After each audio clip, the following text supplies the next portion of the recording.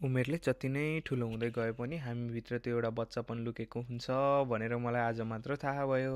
हामी सानो छोटो कलेजको ब्रेकमा चाहिँ नजिकको पार्कमा गएर रिफ्रेस हुन त भनेर केटा साथीहरू अनि केटी साथीहरू भएर गयौँ नजिकको पार्कतिर। पार्कमा गएर केटी साथीहरू चाहिँ छुट्टै घाम ताप्न गए, हामी चाहिँ केटाहरू के गर्ने भनेर आठकाठ खेल्न लाग्यो। यहाँ चाहिँ एकजनालाई डुम पारेर सबैजना एउटा काठमा लगेर खेल्न थाल्यो। हामी यस्तो भाग्यो सबैजना न्वारानको बल निकालेर भाग्यो। अनि हामी त्यहाँ भागेको खेलेको देखेर चाहिँ खैरोहरू पनि अचम्म मानेर हेरिरहेका थिए।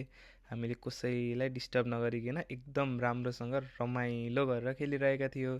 खेल्दा खेल्दै घरिको डुम परेका थिए, तर म हल्का छिटो भाग्ने भएकाले डुम परेको थिएन। अनि एकछिन खेलेको धेरै पसिना पसिना आयो, थाक्यो भनेर हामी फेरि कलेजतिर लाग्यो। अनि हामीसँग आज चाहिँ हाम्रो यो कुल दोस्त हुनुहुन्थ्यो, मिस्टर कुल बोय।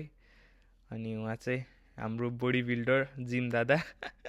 अनि हामी चाहिँ रोशन भुषाल सेम सेम नाम गरेको एकदम राम्रो बोयसँग थियौँ।